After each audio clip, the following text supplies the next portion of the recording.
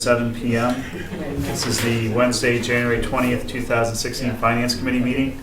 On the agenda for this evening, we have two departments in for budget meetings, the police department first, followed by the library, and then time permitting, we'll walk through any updates or changes to the budget model.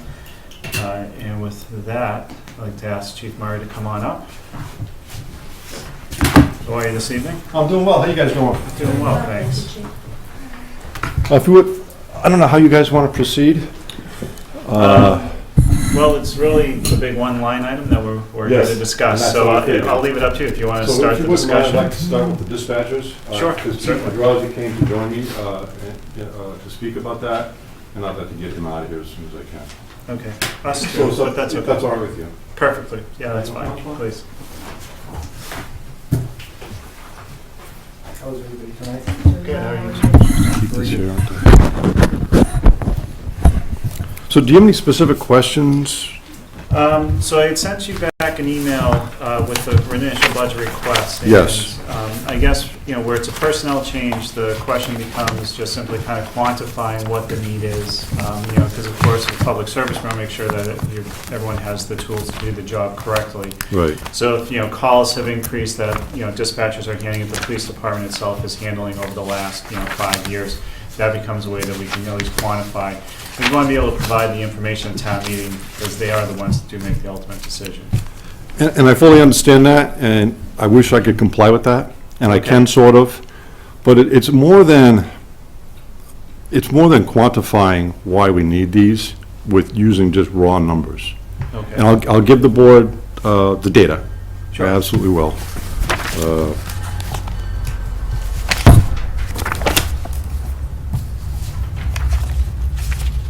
But it's about sort of what we haven't done and should have done over the last 5 or 6 years. And that is ask for help. And that's to our, I sort of list that as to our credit. We don't want to, we're a service-oriented department, just like the fire department is. We don't want to come to the town and ask them for anything. To our detriment, we haven't done that. Okay. And to our credit, we haven't done that. So we should have been doing this all along. So what's happened with the dispatchers is mainly the advent of the EMD, or the emergency medical dispatch. And that began July 1 of 2014. Right? Dispatchers? About that? And that was a state mandate. And that was the one where they have to stay on the phone longer? Is that the one? So what they have to do is, on any medical call, and you'll see by the dispatch stats in 2015, we had 631 of those. On any medical call, they have to stay on the phone. They get on the phone, they ask us certain questions, and that leads them to a tablet or a flip chart that they have to flip to whatever the ailment may be. And then they have to dispatch police, ambulance, whatever, while they stay on the phone with that person, while they answer other phones, while they answer other radios. So they're doing multiple calls at the same time? Exactly. Okay. They can be. If you can imagine the fire department going out, and the chief will attest to this, going out on 3 ambulance calls all at once, or all within a very short period of time, having one person trying to be in charge of that is just, it's impossible. How many dispatchers are there on each shift right now? One. One dispatcher? One dispatcher. Yeah, it's And that's where our problem Right, it's lies. very hard when things happen, they happen all at the same time. Yeah, And they get Murphy's Law. flooded, if you have a fire, you get the 911 ringing because people just keep calling. The 911 will, after 4 rings, it rolls over to the next town. So a lot of times you'll get, they'll call back with things that you already know what happened. It just gets very confusing in that dispatch center. They're trying to answer people on the radios. Bill and I had a long discussion today, and I told him that for years, the white car that I had 4 separate radios in it, because I have to be able to talk to the other towns directly, because when things happen, the dispatcher gets so busy, I can't rely on them to actually get done what I need to get done in a short period of time. So, the new car has a multi-banded radio, so it doesn't look like there's as much stuff in there, but I can still talk to the other, all the other towns. And like Bill said, we've acted like that for years. We got by that way. And you know, now with this, with the EMD and them having to stay on the phone, it just adds another layer of, Right. you know, not being able to listen to everything. And these guys just aren't, so they're not just police dispatchers anymore. They're police, fire, they also do DPW. And their fire side responsibilities have increased as well. A lot. Because now, not only are, you know, we sort of shifted over to them dispatching them, but now they're keeping records for them as well. So they're using, we use the same record-keeping system as the fire department, it's called IMC, and, or TriTech now. And so now they're logging all the calls that come in. They're giving record numbers to the fire department. So they're doing a lot of that work, that clerical work that they'd never had to do before.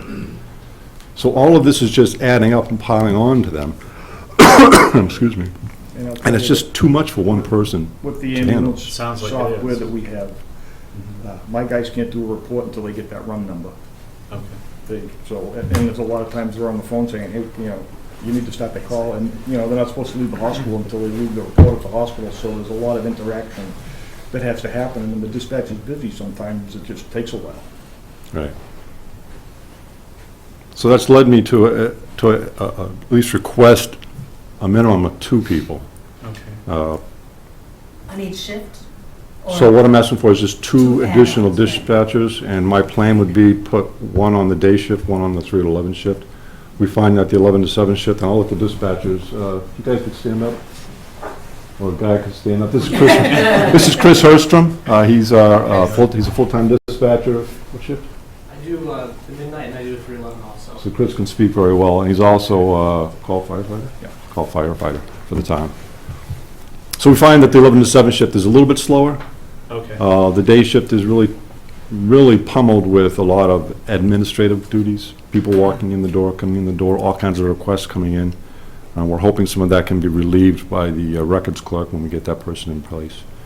And then the 3 to 11 is just busy with calls. So that would be our goal. They'd be on a 4 and 2 schedule, so there will be some days when there aren't 2, and we hope to fill those with our per diem and possibly our part-time person. So we may have to beef up that per diem force or not. We have to see what happens. How many per diems do you have now? Right now we have 2, 3. We have 2 1 training. and 1 in training, and we have 1 part-time who works day shift on the weekends and any overtime shifts. So you have 4 regular dispatchers, 4 full-time, yes. 4 full-time, 3 per diem 3 with per 1 in diem. training? Or 2 per diem and 1 in training? Right, And then 2 part-time? 1 part-time. 1 part-time. So you only still have the 8 that you ever had before? Exactly. We don't have any more, right? Right. Okay. No, And I wholly support the chief's, both plural, request, and, I mean, Bob knows I've suggested he add staff as well. I've said that here before, but for those of you in the audience who don't know, most of you do, I listen to you guys 24 hours a day. And what I find the most impressive is the collectiveness and the calmness of the dispatchers under all the pressure. Often Lieutenant Gill will pick up when there's just too much going on. Even the fire department, including Chief Pedrazi, picks up when it's too busy. This town is a 24-hour-a-day town, and I know we all know that.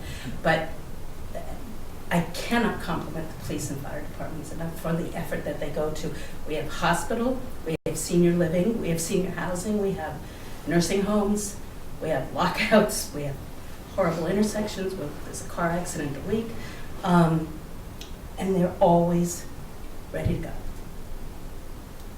No matter what they need, I hesitate to say no, and I believe from all the interaction I've had with you guys over the years, that you deserve every every personality you can possibly get. I'd love to have more for you. so do we. Well, you know, But let's then, get, you know, let's get we're the not, show we don't want to be started. greedy, you know, and I realize that this is a huge chunk. I really do.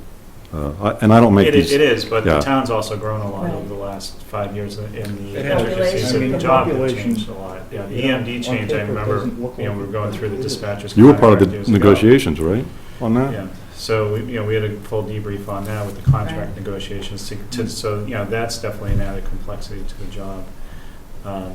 So I guess the the number question is, what's the average salary for each of the dispatchers to start? So the average, if you were to start as a brand-new dispatch, you'd start at a step 2, Brian? Dispatcher, step 1. Step 1 we start them at? Okay, thank you. And I have a breakdown if that'll help you That folks. would be great, please. And this is both police, I try to do both police and police officer and dispatcher. But basically, for a new dispatcher with the EMD, it's 47,400 a year.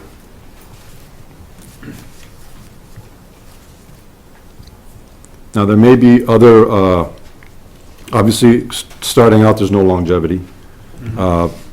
In the last contract negotiations, the dispatchers were able to get a stipend or so, Yeah. an educational stipend.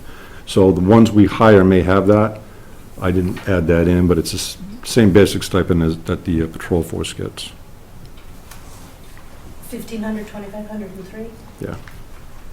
Now, the stipend, is that the one that's in the contract for the additional EMD work, or is that separate from that? It's Uh, educational, right? So that's just the education. They did put the EMD, oh, I'm sorry, it didn't come out very well. The EMD stipend right now is $3.18. Oh, okay. That's what that 318 is. Oh, I see that. Yeah, I'm sorry, the Thank you. formatting, That's okay. the formatting's a little messed up. So the base rate is 1962, and then the EMD stipend, for a total of 2280. That's at step 2, though. Right, I was figuring step 2 because these people would be trained. It's If it not was that step much 1, difference. it's, no, it's not. It's Maybe a couple dollars, 2% couple dollars. between steps. Yeah.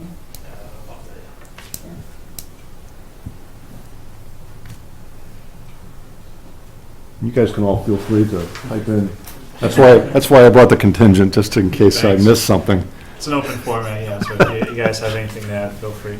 Just on the EMD, down the pipeline, there's gonna be more added to that. Okay. There's gonna be texting and Skype Yeah, we might be able to see them, capability. yeah. So that just adds more onto the dispatcher's plate. They're trying to make more ways for people to get a hold of dispatchers Yeah. or police, fire, ambulance. So that's one of them. I think they're also working on a way to bypass state police, is that correct? That's been talked about. I was gonna Because ask the about The cell phones will connect right to To the the local local That's in the town. next Local one. town. That's the next Gen 911, which is right now in beta testing. I think Boxborough is a test site, but that's also coming. They're putting all the infrastructure Yeah, we've in, been, Yeah. but it's not been started I've yet. been So working with the state to define town lines where they have problems, so they know what exactly where the town lines are. Like on Littleton Road, it goes back and forth across the road Right. a couple of different times. Very strange. So, yeah, we've been working on it the last couple of years, I think it's close to coming in. But that's gonna add more calls going to them To the also. local, because they won't be rerouted. They won't be from other rerouted. places. Right. From the state police. On comparable towns, and I know that we're a unique town, and I think, Chief Pedraza, you've always given like a Clinton, Hudson as comparable towns. Do you know how many dispatchers they run per shift on average? I don't, but I can get those numbers if you'd Just as a like. curiosity. And I think a lot of those towns, like Hudson, have police dispatchers and fire dispatchers. So they're split, Have whereas we have separate it combined. dispatch. But I can find those numbers for you. I appreciate that. And I know, there's been there's a lot of talk at the chiefs' meetings and stuff, and everybody's trying to combine, and it's, we've worked like that for years and years and years already, so we're used to it, but there's a lot of, it's a very important position, and there's a lot of controversy because it's so important to the safety of the, police officers and the firefighters that, when you're calling somebody on the other end, it's gotta be listening to you. Right. Not to mention juggling everything else they're doing. Yeah. All right, yeah, we're one of the few that do the public safety. Dispatchers do everything. Great group of people. Any other questions on the dispatchers?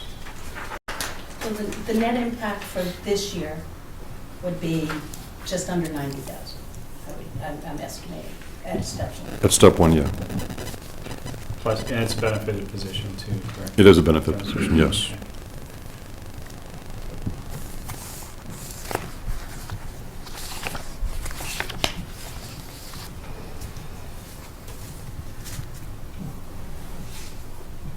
Okay. And when is the dispatcher's contract up for renegotiation? Is that one of the ones that's coming due? Another year? Another year. Another year? Okay. Is it just 1 year or two? 18. 2018. Okay. Yeah, we just So we recently. can run those numbers up against the contract to see kind of what the forward look Yes. is on the impact.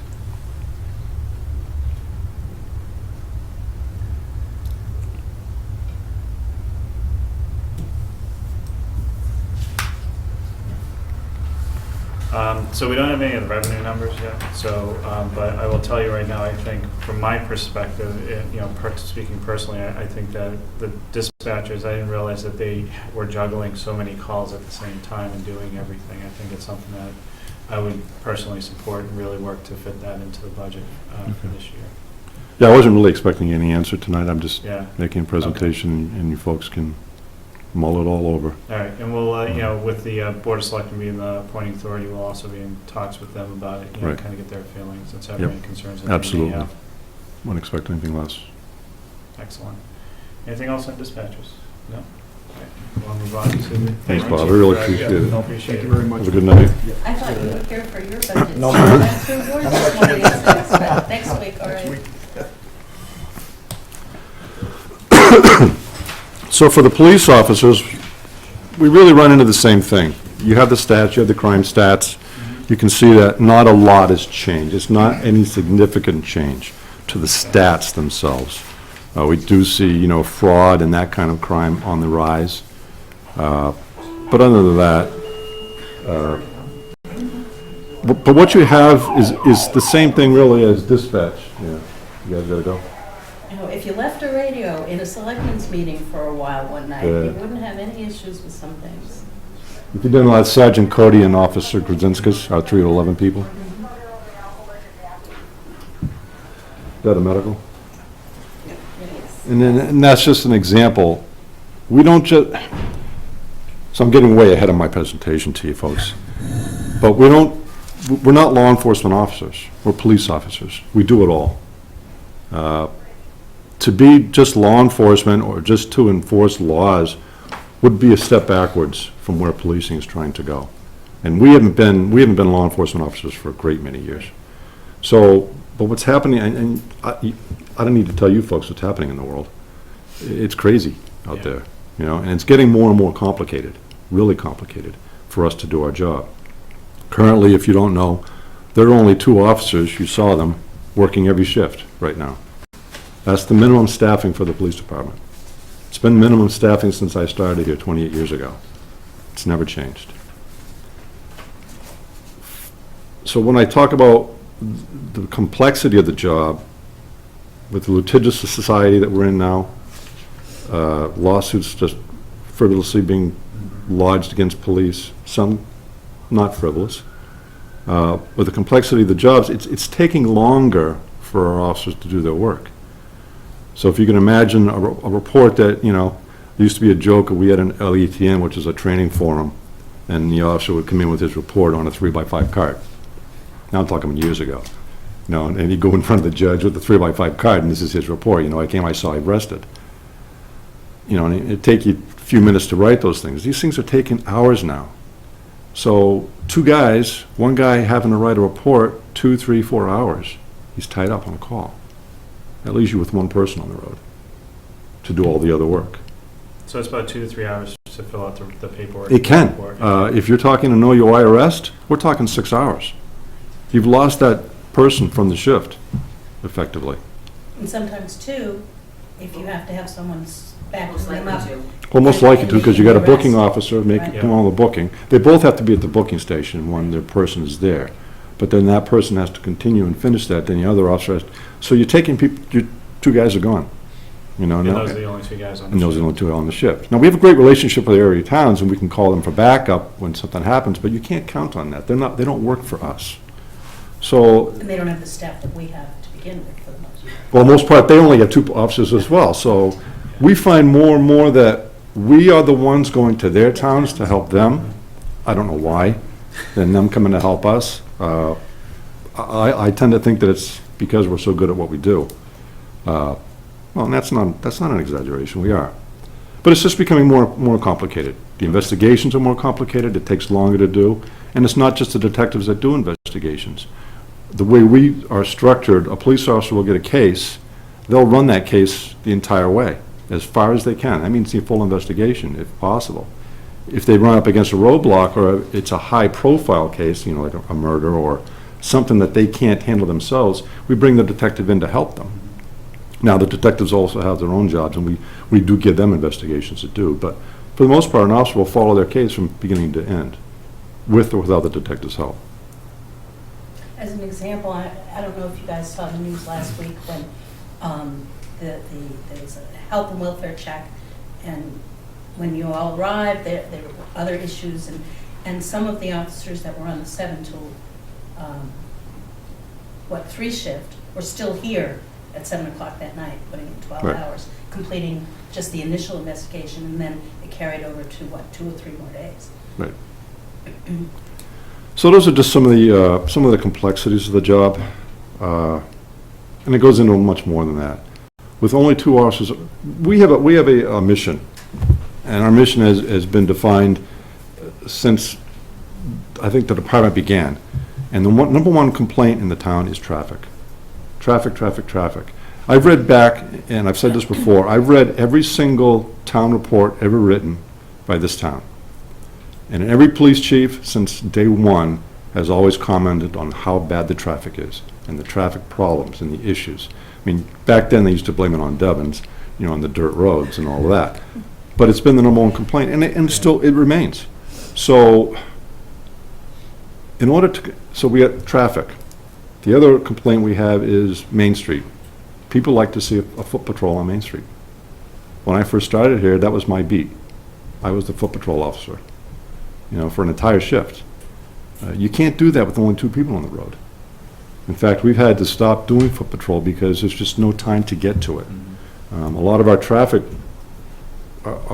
enforcement is pushed upon those 2 officers who also have to answer all the calls, who also have to write all the reports, who also have to do all of the other work, and all of the community policing, and everything that goes along with this.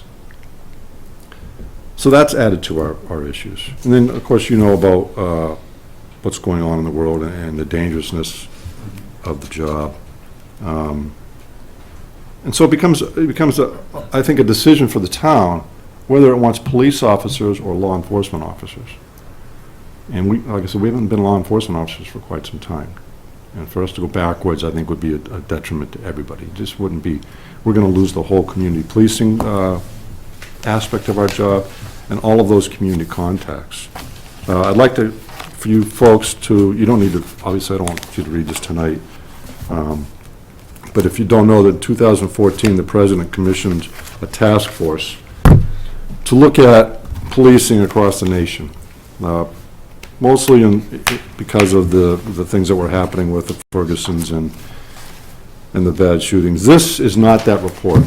Okay? This is the answer that the Massachusetts Chiefs of Police Association, along with the major city chiefs in Massachusetts, this is their answer to that report. That report is this one right here. It's about 119 pages. You can find it online if you'd like. Okay. But it's appended there. It's shortened down, and there's pillars, what they call pillars. And they come up with 6 pillars of what policing should be, and you'll read them through there. And the basic pillars are building trust legitimacy, policy oversight, technology and social media, community policing and crime reduction, training and education, and officer wellness and safety. And what you're going to find in that document is, and we're very proud of this in Massachusetts, is that most of this stuff we already do in this part of the country. In fact, in the state. And there are some areas where we're deficient, and we're working on that. But I'd like, just for your edification, if you could read that over. Sure. You're going to see some of the stuff that we already do is in there, and it pertains to policing nowadays. There is just so much more that we do, and if you want, I can go through some of the things that we do, If you want. if it would help you. So it's not just, again, Because it's you not... invited everyone to watch the video on Facebook, so I want to give you the opportunity to put as much information out there as you can. That's the technology and social media part of this, you know, where we're supposed to be out there on Facebook. And I mean, that Facebook thing, I don't know if you've obviously seen some of it. Yeah. That's been a huge boon to us. You get good response from people. We do, not always. I but actually we got get- more information on Facebook about the bomb threat than I Did you? did out of the news. well, the news didn't really do a good job. But that Facebook, that's just one example of the community efforts that we have. I mean, that's been huge. And it's kind of taken on a life of its own. We put a disclaimer on there that it's not supposed to be used to make reports to the police or do that kind of thing. People can't help themselves, you know. But it's a way for us to get a word out. We try to throw in some witticism, some humor in there, make it look like we're human, because we really are, no matter what anybody tells you. But it's been huge for passing information, for receiving information, people to get complaints to us. It's just been fantastic. I've So- responded to you a couple. Yeah, you have, you know, and so I try to keep that stuff up there. But we have you know, and these are only gonna be some of the things. There is too many to list. Currently, we have a rapport with the Council on Aging and our Veterans Affairs. Matt didn't make it. Matt Callahan, as you know, is a veteran himself. He's now on the day shift, so we've put him in charge of that. He's constantly meeting with the Council on Aging, talking about veterans, talking with the elderly. I got him not just on the Council on Aging, but on any facility in town where seniors live, we have him visiting, making inroads, you know, creating rapports, and listening to what their concerns are. We have our Citizens Police Academy. I don't know if you've ever attended. You have. I didn't attend Oh, the you didn't. academy. I have several pieces of clothing from the Okay. academy, but I never attended. But if you ever attended that, it's a 10-week program where, you know, just what it sounds like. The citizens come in, we show them sort of what we do. We try to highlight some of the better things so it's not so boring. But we make great contacts with our citizens and develop rapports that way. As soon as I retire from my day job. You can do I'll it. go. We have our RAD program run by Sergeant Crumpton. That's the Rape Aggression Defense Program. We have our school resource officer. A phenomenal success. And I got to thank you folks in the town of Ayer. You know, I made a promise when we lost that number 18 officer, and I made a promise to, when I brought that officer back, that that's what they do, and I've kept that promise. Yeah. And it's been I've heard great things fantastic. about the Well, you have kids up at the yeah. school, and Yeah. it's just been a fantastic success. And there's no way we're ever going to go back on that. And not only does she service our schools here in Ayer, but she's also a liaison to Shirley. So it's a district, and we try to act like a district. Even though they have their own officer in the school, they rely on her and that contact. That's great. And we're working on ways where we can have her teaching, as well as making those contacts with the students, helping them with their challenges and their issues, and they do come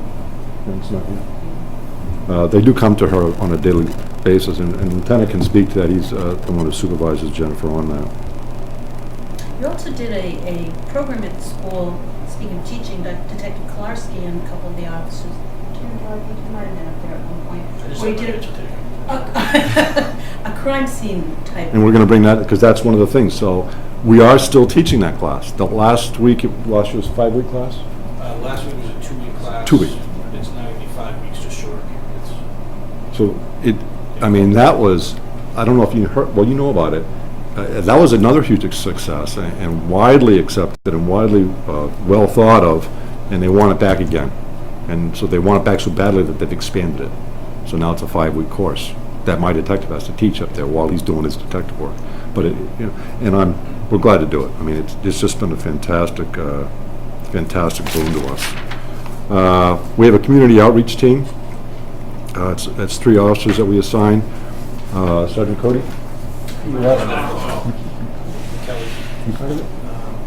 Kelly. Kelly? Kelly and Sorry for not knowing all this. Calvin as well. Matt Callahan.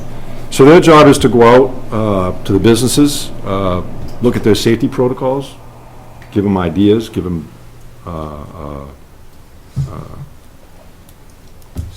suggestions on how they could make themselves better, safer. They also go to any of our living spaces, our senior centers, the hospital, to anybody really who wants some help in determining whether or not they think their facility is safe. So we've put together that team. That's great. You also know we have the child passenger seat inspection person. We do those things. Bike patrol, unfortunately, huge success when we started that. Unfortunately, again, 2 officers, I can't have an officer riding a bicycle and leaving one officer on the road. It's not safe for anybody. So this year, we've had to kind of Yeah. You still have taper a that bicycle for off. them? We still have them, Okay, right. and we still have all the equipment for them, we just don't have the people to ride them. Okay. K-9, something we've never gotten started, just because we don't have the manpower. We just don't have the people. If the town were to add 2 officers, do you think you would consider K-9? We still wouldn't be able to. I have very specific plans for these guys. I think. If we gave you 3, would you go with Yeah. K-9? I would. And the reason I ask, and I'm not advocating that we, increase the department double-fold, though I don't know that's a bad idea. There have been a number of times when you've needed a K-9. They're 45 minutes away, they're busy on another call, no one's available. And I don't know that it's impeded any of the investigations, although it seems to have certainly prolonged and perhaps not found a suspect as quick. And we used to have K-9, Dalton was here for years. Dalton was here, yep. We didn't have the problems we had. I don't want to say that it's worse today than, but nature of society. I think it's worse busy today, yeah. But there've been several break-ins where K-9 was desperately needed. There was one, Officer Cunningham did a beautiful perimeter, but the report on the suspect was the clothing was different than what he was actually wearing. Maybe he ditched it, but K-9 would have made a world of difference, and I would really like to see us get a K-9 officer. That canine, it takes a lot of time. Sure. Yeah. They have to care for the animal, you have to give them time to care for the animal. There's a lot of hours of training. And I feel that you effectively lose a person for the road with a canine. Mm. Although they can still be on the road, they can still do patrol. It's a fantastic community policing tool. The Yeah. kids love the dogs. But for right now, it's not possible. There's been a brand-new program that has just come up, although we had already started our training in it. They just offered a statewide training. Actually, it was Middlesex, Central Mass Chiefs did it. And that's with a certain community, and what do we call them, Kelly? LGBT. So that's how they want to be labeled? The gay community or the.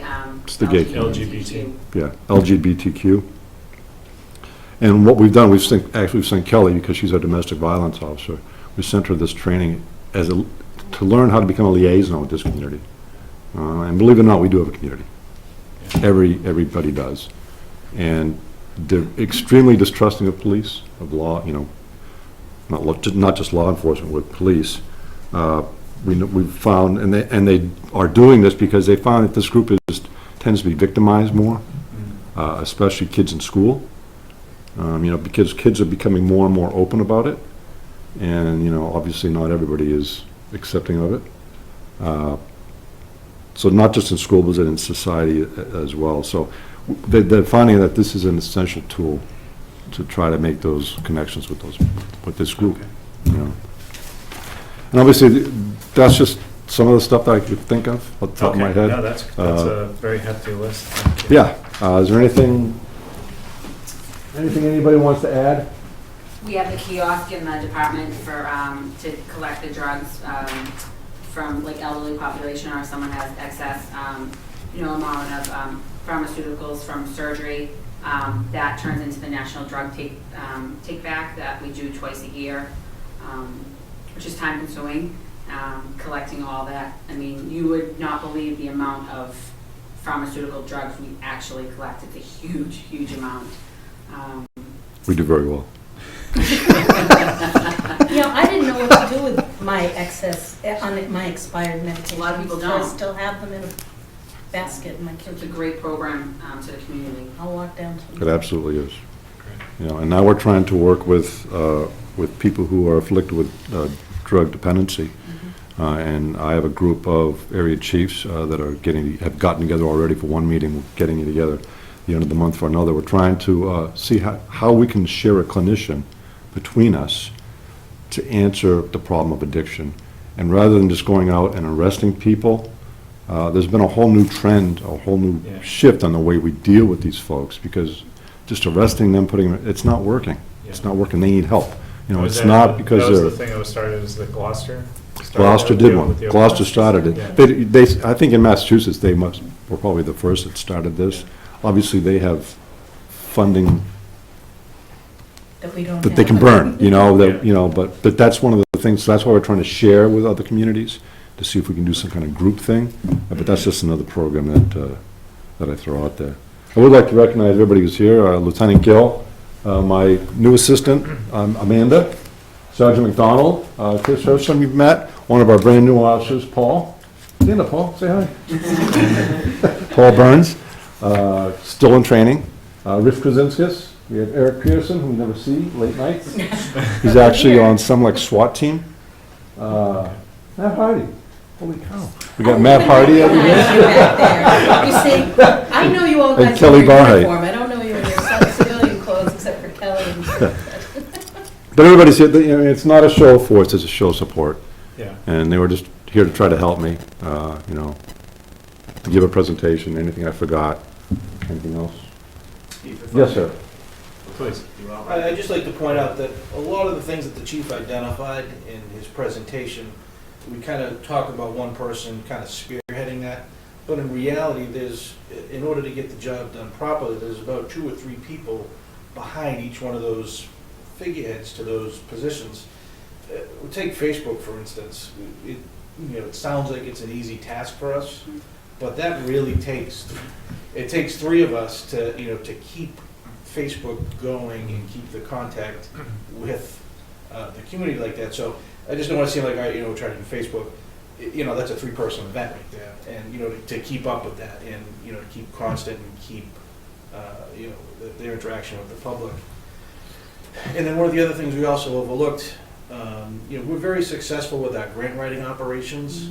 Yeah, grant writing. And and that's one person has really taken some of the burden off of me and the chief right now, and that's Officer Rich Krasinskis, who I think was here. He's still here. Oh, is he? Give us that total. Huh? What was that total from last year? I think you figured I was over roughly 70 grand last year, so. 70,000, that's great. Just in grants for different things. We've just gotten 2. We just got one for- 2016, we've gotten the pedestrian safety grant, that was $2,900. We got the underage drinking grant, which was $4,900. We just got the car seat grant that we did last year. That was another $2,000 worth of material. I just sent the 911 grant in the mail today, worth about $10,000 that we should be hearing back from. And I'm working on another one that's roughly another 20. That's great. Thank you very much. So, I mean, Yeah. we're trying to pull in money wherever we can. It's not Yeah. just, we don't expect a ton to do all. This is a patrol officer, Right. writing all these, so, in order to achieve those numbers, we're sacrificing a little bit of patrol time, on that, so. Right. There's a lot of effort going into, maintaining all these things that we're doing. And it's a really group effort that we're hoping to alleviate a little bit of that. Eric? Yes, sir. I just move on, yes, sir. I see. Members of the board, my name is Eric Pearson, as the chief introduced me earlier. I want to tell you a little bit about myself before I talk about my subject. I'm going to talk about 2 pillars that the chief touched on, health and wellness and officer safety. I've been a police officer for over 2 decades. My role in the police department, as well as being part of the patrol division, is I teach defensive tactics, I teach health sergeant inmates, teach firearms, a taser instructor, a use of force instructor, and I also do the RAD program. I'm also a physical fitness instructor. I teach at the academy level. So my purpose in life, as well as being a police officer, is to teach other police officers how to use force properly, how to stay safe, how to keep the people they're dealing with safe, and how to stay healthy when they do it.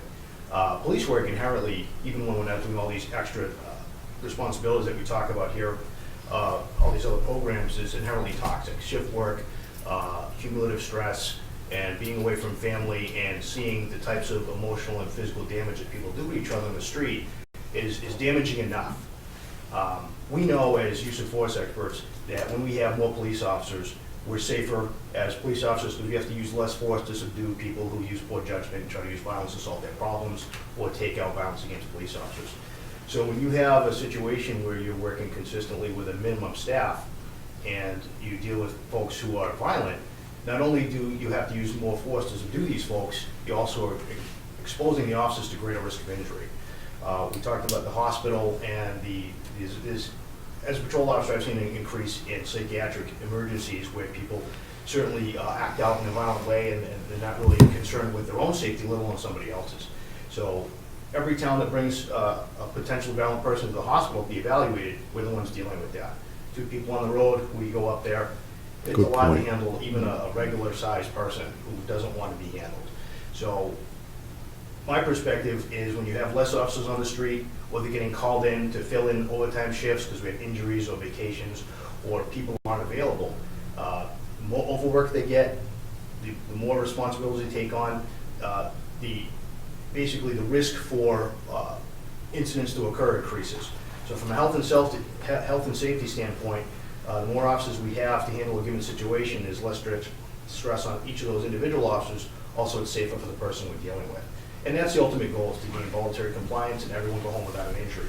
But if I only have 2 people and we meet someone who's intent on causing harm to himself or others, it's very difficult. And to talk about waiting for another town to come help us, it may take 3 or 4 minutes. I mean, we're talking events, critical events that take 90 seconds, 120 seconds statistically. So we've added tasers and other tools, and we're constantly training. We're doing the best training we can every day. But the fact is, if you only have a certain number of people doing this, and they're working quite a bit, constantly getting disrupted from their home schedule because they have to be forced in because we have manpower issues and it's an emergency, we're increasing the risk of problems to occur. And I think it could be a liability issue if we have folks who are overworked and overstressed and constantly facing dangerous situations without the time to rest and recover at home. And also, believe me, if 4 cops show up to the hospital and somebody was thinking about being foolish, they think about it differently when there's 4 guys standing there, other than 1 or 2. And these folks are often intoxicated. They have chemicals in their body. They don't feel pain like normal folks. They're not thinking like normal folks. So we have to end those situations very quickly. And we don't have enough people to do that. Again, we increase the risk of injury to officers and to the people we're dealing with. And we want to minimize that. And staff is the #1 way to do it. And this was true before police officers became the target of some members of the public as far as violence towards police officers and the calling into question of use of force incidents. So the way we mitigate that is have you properly trained personnel, the right education, and the right number of people do the job. Otherwise, you're increasing the risk to us and to the members of the public. So my perspective is, let's be safe. Let's make sure the members of the public are safe. And the way we do that is to have enough people do the job. You only have so much of folks that are working constantly and constantly dealing with these violent individuals. That's all I have. If you have any questions, I'll take them, but other than that, that's my 2 cents. You can tell he's an instructor. Very well said, thank you very much. But he made a good point about the hospital, Sit because here and be supportive. the hospital staff, they have a protocol that hands off. So anytime there's any violent people up there, we're the ones that go. And is it just Ayer that ends up? Just there because Just the because hospital's it's in there. Okay. So every town around us brings their crazy people, I don't want to say crazy people, but brings their people to that hospital Yeah.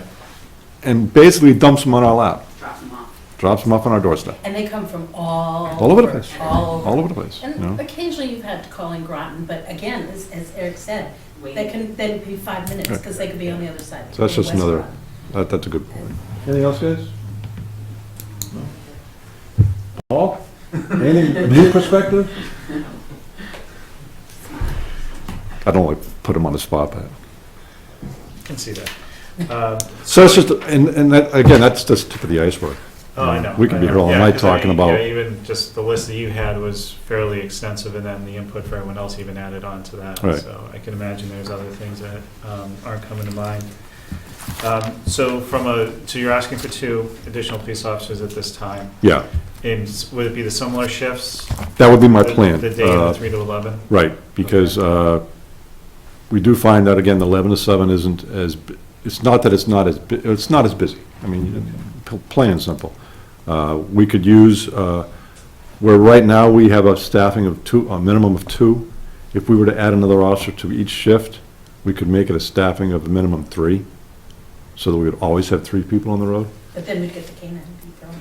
Well, no, so so if we're only getting 2 officers, So and we have, those we 2 have shifts would 3, be the minimum of right. 3. One of those 3 are gonna be dedicated to traffic. and that's all they'll do.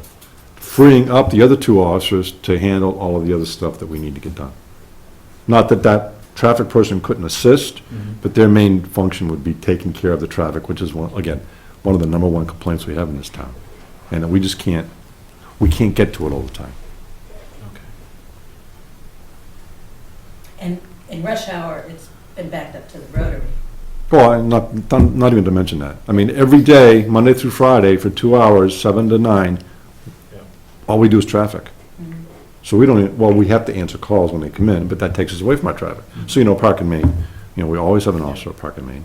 The other guy is doing school traffic when school's in session, or just doing traffic when school's not in session. Yeah, it's hard. No, I understand. So I'm not coming with nothing, we Oh, we absolutely. really have this need, it's not a fake need, but it's not a quantifiable need from the numbers Right. perspective.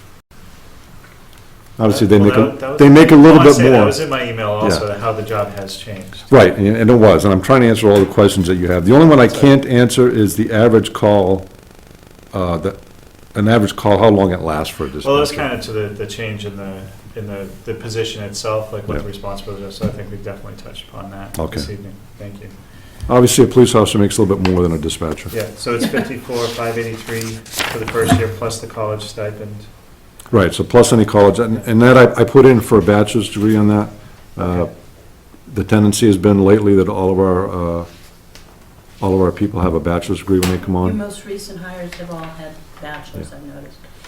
One question, Chief, Sure. not to interrupt you, but on your spreadsheet, you gave us the stipend is 2325, yet on the salary list, it's 2,500. Isn't the bachelor stipend 2,500? Yes. Yeah, I don't know why that's 23, 25. It's all right, I just want to make sure. Sorry? That's all right. Just want to make sure the number was correct. That's not even a number that we use, huh? Exactly. That's weird. I know those numbers. And would you anticipate that new hires would come in at step 2, or would they come in at step 1? They would always come in at step 2 because we don't pay to train people. Yeah. We don't pay to give them the You want a academy. trained So they all have academy training already. Okay. That's kind of a requirement for us, because we just don't want to spend the money to send them to the academy. And that's what, $3,000 a year now, 3,500? No. Do we have More? The the tuition itself, I believe, is 1.9, and then salary, I was gonna say, tuition, I think it's 2,800. I thought it was in the $3,000 range, Right. but, Right, plus their salary. Mhm. So that's why we don't send them. Right. We'd rather get, and we can get academy trained people. That's not even a problem. Or hasn't been for us so far. The other thing I want to mention, so there's the 111F situation also, which should help with the manpower going forward, once that's resolved at some point, correct? Yes. Okay, We'll get our midnight shift back to proper staffing. okay. Yeah, just a note on that, Scott, is that shift has been, we talk about minimum staffing, that they've been below minimum staffing. There are, anytime that there's a night off, that somebody needs a night off, we have to backfill that. Because Okay. we've been missing that spot for, I'll let the chief comment on how many years. Yeah. I think 4? 5 years now. 5 years? That's really been. It's gone in 5 years. Six. Actually, I think we just hit 6, January right? 2010. We hit 6 January. So, right. That- So that's- it's long shift waiting. has been suffering such a shortage for that amount of Yeah. time, so that it will be like a windfall, but it's really just getting us to. It's just getting where you That's- should be. yeah. Right. Okay, And it's caused a lot of Angst. angst, a lot of forced overtime, a lot of orderings. So Do you anticipate that resolving soon, like within the next 6 months? I wish I could comment. Yeah, I I get that. I have no idea. All right. comments on that. The only other question I had on your budget in general was, under the services line, there's $2,400. PIO. For, Yep. yeah, public information. Public information officer. And I can give you a quote that he sent me. Okay. That's an What idea would, that, like, responsibilities, I guess. What would- and that's actually in his quote. Okay. So I think you guys should have that. This is an idea that most of the cities and towns in the state have embraced, and they're using this guy. We're one of the only ones that don't. I wouldn't be looking to do everything he puts in this proposal, only the top part. Website and design I wouldn't use. But it's a way for us to publish ourselves, basically, to get our word out, for him to put up news stories on us. He could, come when we have, like the bomb threat thing we had Yeah. the other day, the thing on Sandy Pond Road, he would report all that stuff for us. It's a very minimal cost for a year of work. And I wouldn't, in there he puts $199 a month for a 12-month, plus hourly rates when actively working in the field. I wouldn't have that done. I would keep it to the basic, you're not gonna get any more from us type of deal. Great. All right, thank you for the information. Any other questions for the chief at this time? No. I don't have any other questions. Okay. Yeah, Thank thank you all you. for all you do, 24 hours a day. Thank you, folks. Thanks. Have a good night. Thanks, Chief. Take Have a good care. evening. Good night.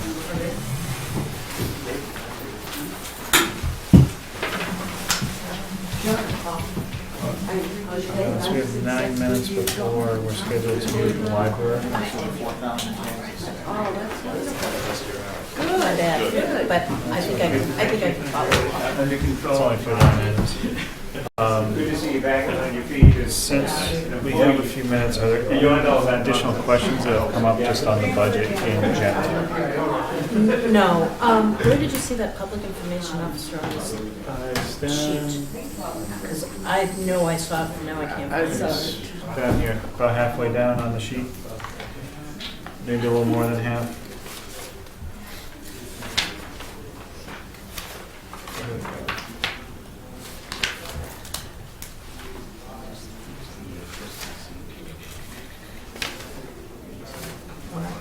I'm sorry, I'm just blind as a bat because I don't see it. $2,400. Oh, yeah, maybe it'd be easy to find that number. Services. So if you Oh, look at it It at the wasn't on sheet, the right-hand side. if you look on the right, there's actually a comment for it, so it sticks out. I didn't have a sheet like that in my packet, not that I even noticed it was missing. That's the Excel, right? No, this was in the PDF that we had.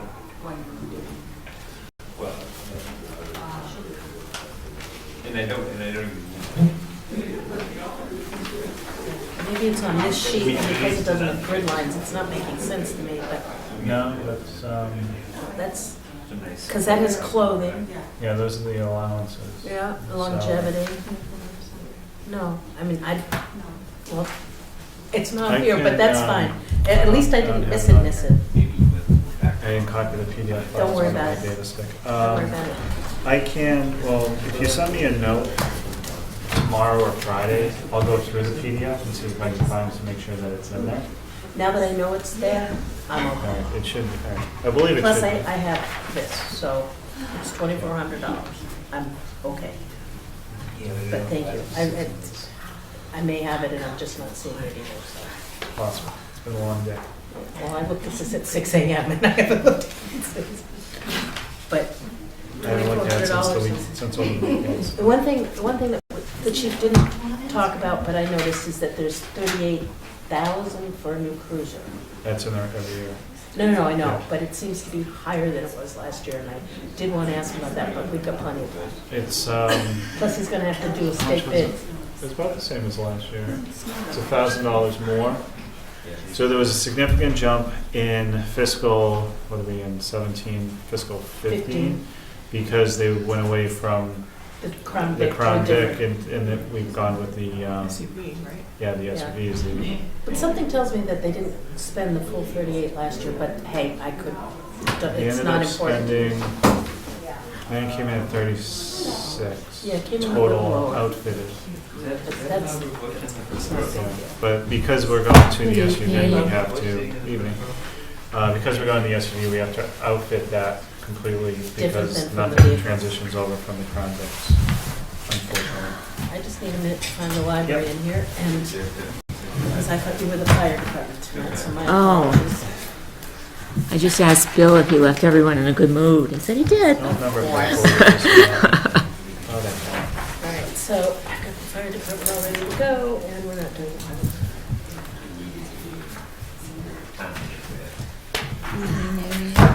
Someday we'll go paperless and Hi, it'll be Mary. Oh, no, where money is concerned.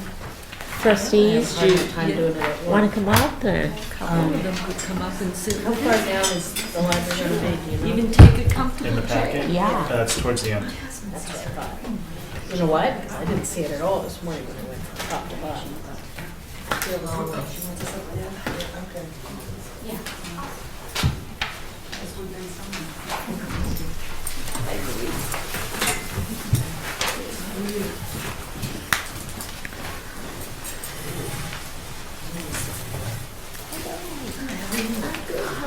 I want to thank everybody for having heat in the building tonight. I actually brought tea, I brought a fleece, thinking it was gonna be chilly, and Yeah, and I've got actually 4 warm. shirts on for the same reason. Layers, you gotta dress Well, the actually, layers. I walked over. What's that? Oh, it was nice today. warm. She's so good. You've been walking all over the Hey, place. how are you? You were even Better on than the last year when I treadmill, was weren't sitting you? upstairs. Oh, that was Unfortunately. terribly cold. What do you mean? That's indoors. Interesting. Come on over and try it someday and let me know what you think. I have one in my house.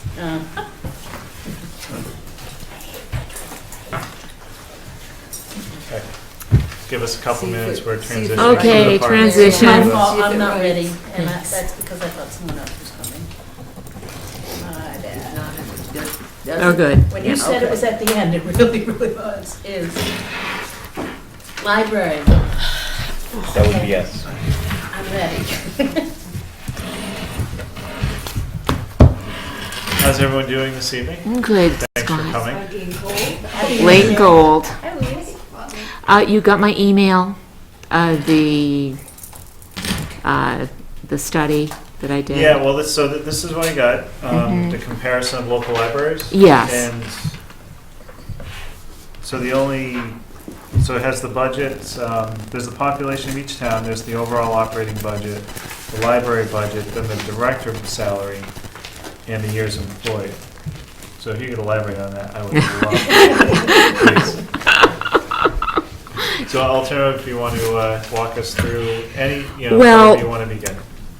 This is not the first time I've had to do a study of local libraries for various and sundry reasons. When we were building the building, I had to do several different studies of different towns that had built libraries and,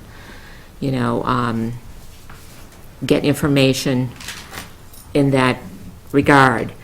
I felt, as well as my board, I believe, that the study was an important thing. The town had done a study, we understand that, but we felt that the library, we wanted to do apples and apples.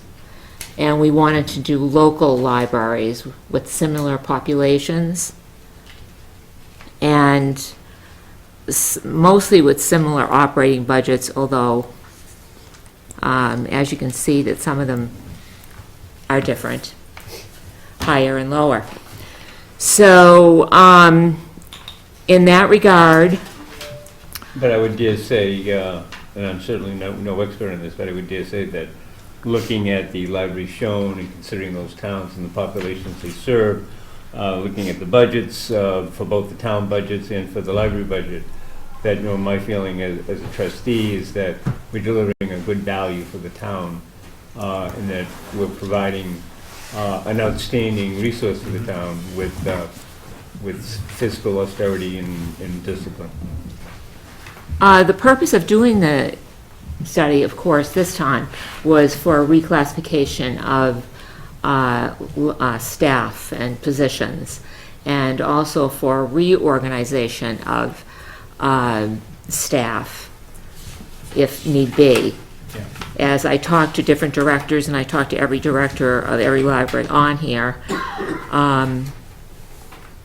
it just came, it showed that, as you can see, my salary being about, 10% maybe lower than other libraries with similar yearly budgets as ours. We're not talking about the socioeconomic condition of the town or the education, like Harvard obviously has a different socioeconomic demographic than Ayer. However, the library has a very similar yearly budget, as well as Groton. So using those two libraries, as well as Lancaster and Bolton and other small towns that are a little bit in demographics different as far as that goes because of industry and things of that nature. They're not exactly alike, but I just felt that, and it always worked for me, and it always worked out well for the library, that if I used other libraries by talking to directors and other staff in the library, which I talked to some library techs, some assistant librarians, and it had a trickle-down effect. Mostly there was an 8 to 10% difference in the salary level of what I would call similar positions. I mean, every position isn't exactly the same. And the way I went through to do a reclassification of positions was to talk to every individual that worked at the library, ask them to write down what their tasks that they did on a daily, weekly basis was, and then spoke to them again, so that I could. Then I came up with a new job description using that criteria. It seemed that we had librarians that were with master's degrees that were doing tasks that they had to do because there was no one else to do them, whereas I perhaps could have used their skills in different ways. And that's how I changed and reclassified individuals as to what their skill level was, what they were doing, what they were spending a majority of their time on, why they weren't spending more time on professional tasks like collection development, where I was doing a lot of that. I have a lot of other tasks that I have to do, and I couldn't spend as much time on that as I would like. I do have people that are very skilled in that area. We do have one other, if you have any questions as I go along, just interrupt me. Can I ask a question? Sure. So when you looked at it, you said you changed all the job descriptions. Was this like a reshuffling of jobs? Based on what you're- Not in all areas, no. Some Okay. people stayed static, as far as, one, do you want me to name names? I was more doing this, No, you don't have Just the to. positions. yeah, because I was General more positions doing are it. fine. Like the library assistant. And 30. And looking at the children's library and how that position was Has grown. used and how it has grown. And Yeah. It's been enriched, just as one example, too, that comes to mind. Well- The skill level You we're don't really have not that? using her skill level to her potential. They don't have this, Oh, they don't? no. Do you have, do we Oh, have is that? that No, we never oh. got that. Yeah, we don't have that. No, all we You have- never all got we the have- That's why budget? we're looking at you kind of. All I have is this. Oh, This is my not God. Here's a couple. I'll That's, give you mine. oh, I'm sorry. That's I okay, thought here's we a all couple. had these. No, that's right. There's No some wonder nice you little- think. Thank you. I'm sorry, keep yours. Oh. Yeah. Well, that kind of, There you go. Here's another. You need one more? Need another one? Live it up, we got it. I thought these got sent Mary, out. can you No? give that to her, and I'll give you mine? Here. Marion's got one right in front of her. I do, I've got one, I guess I brought a ton of them. Excellent, always bring a ton to a meeting. We use the scrap paper. She brought extras. I'm Thank you. sorry. Now we can follow. Okay, I'm sorry. I wondered what you were looking for. Okay, You could tell, huh? Yeah. all right. This kind of goes the spectrum of the past 3 years.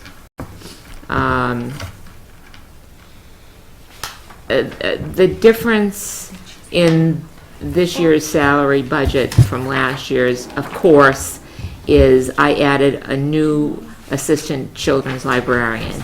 It came to pass that the young adult librarian, which that's what we called her, Samantha Benoit, is downstairs. She got the young adult room set up. She ordered all the materials necessary for it. She set up 8 computers for young teens and teens.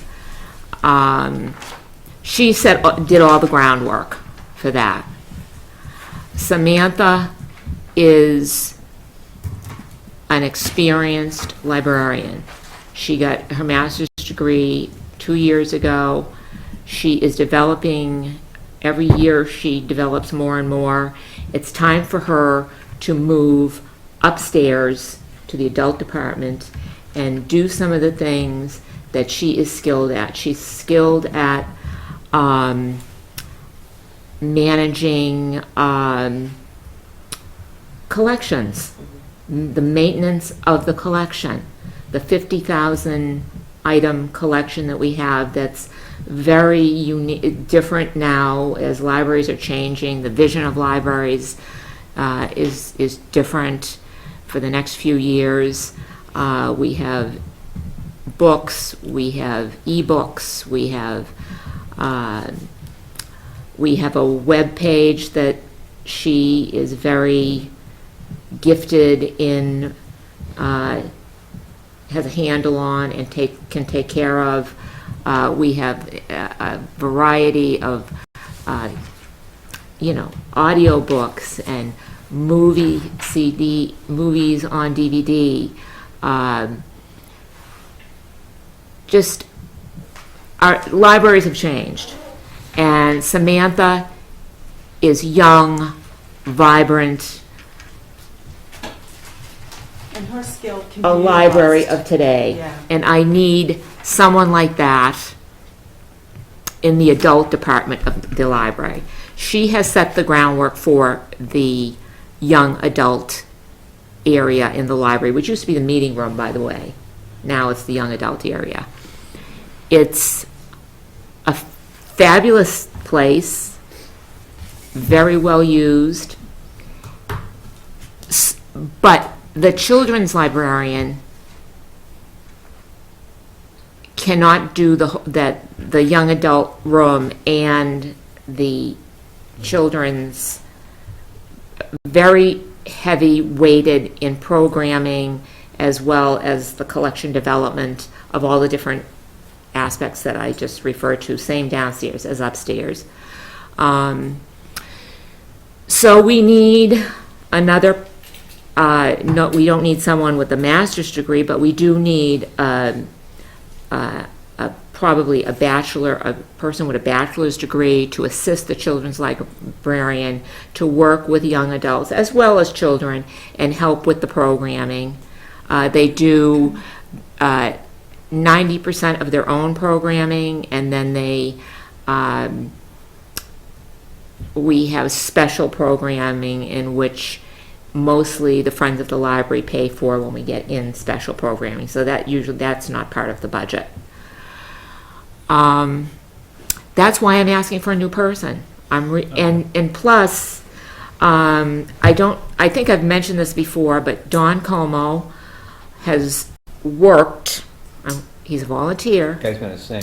but he's worked at the library for 20 years, 27 to 30 hours a week as a library associate, does everything, wears every hat you could possibly think of, from janitorial to working the stacks. And he's going to be 80 in 3 months. And he's just about done. Now, this day was coming. He's been, to me, an employee. I just don't know how it's going to be difficult to replace him. I certainly will not be able to replace him with another volunteer. Because he has become, A fixture, yeah. Yeah. yes, People think of him. Right. and a as member of the, exactly. he's a member of the staff, Pauline. Yeah. People think of him as. He doesn't stop from the time he comes in to the time he leaves. He's wonderful. He doesn't look his age, She does it. but he told me, Mary Ann, in April, I'm going to be 80. He said, there's no, his wife as well, and no promises after that. I have to look forward. We have to look forward. We have a budget of $500,000, and that has to be properly, we're conservative. We have a materials budget. It's a big one. We just don't buy anything. We work hard to read as many synopsises of materials as we possibly can. It's not a one-man job, it's not a two-man job, it's turned into a three-man job that we spend on ebooks as well, movies, TV programs. Just as an aside on that, you were mentioning the young adult, what is it called, young adult department or something? Yes. Yeah, but just as an aside on that, that's become a whole new genre in terms of publishing. It used to be there was the children's books and adult books, but now publishers and authors are taking this whole new class of younger people and addressing it very seriously, and there's a lot of exciting things that are happening there, and our room is reflecting that, and it's getting tremendous use, and we we're were- getting a lot of good feedback We were from losing, parents. we were losing Yeah, we them. were kind of losing that generation, but We were losing them. they've jumped on, And now they're jumped back. back aboard, yeah. Now they're back on board. So, I don't know, am I doing too much talking? I mean, Probably. I don't even know if Yeah. there's a Probably. question on the, on the table We here. only get to do this once a year, Mary. Okay, I know, Pauline, nice to see you, but, I don't know. So, that's what I did. I did a Okay. reclassification, a reorganization. So a couple of questions that I have that come to mind, looking at the comparison of local libraries. Uh-huh. And I have extra copies if anybody needs them. Mhm, and I do too. Is, I know that, for example, comparing to Groton and Clinton, because the libraries have set hours based upon what their population is, et cetera, and I don't remember what the cutoffs were, I didn't get a chance to refresh my memory today. For example, is the salaries in Groton reflective more because they're open for like 5 more hours a week, or something along those lines? Well, I don't believe so, because 40 hours for the director is a standard. I mean, she's not going to be there 50 hours a week. And 35 hours to 37 or 8 hours is standard for children's librarians, Staff. other staff. What we don't have that a lot of libraries have is we don't have a lot of part-time people. I hope that's not It's me. not me. Not me. Not me. I shut Is that mine me? off. Me Me too. too. Oh, no. Isn't it? Oh, dear. Will you take that? Yeah. They're good to have around or The something. other question that comes to mind is, what does the staffing look like at these other libraries also? Well, we consider, except for a 30-hour, but even that, a 30-hour person is not a full-time person, but it's a three-quarters position. The difference between the staffing of the Ayer Library and the Groton Library and the Harvard Library are part-time people. They have some 8-hour people. They have some 10-hour people. They have a couple of 8-hour people and a couple of 10-hour people and maybe a 12-hour person. That's the difference. I think we use Dawn as our filler. Your answer to their part-time people. Yes. And we do have downstairs in the library, in the children, especially in the children's area of the library, we do have 7 volunteers. We have 3 adult volunteers down there. They don't work like Dawn. They work like 3 hours a week, 4 hours a week. And then we always have 3 or 4 high school kids that need volunteer hours. Yeah. Working, 2 or 3 hours a week, some of them 2 hours a week, some of them 5 hours a week, some of them, when they have to hurry up and get those hours in, they'll work more than that. But I know downstairs, because of what happens down there, the whole place comes apart some days with the number of little youngsters. No, that's 3 of my own. I Yeah, know exactly okay. what you're talking about. So they really eat those kids up down there, those volunteers. Dawn has served Sure, it's as, not the other way around, the kids eat up. well, sometimes they do.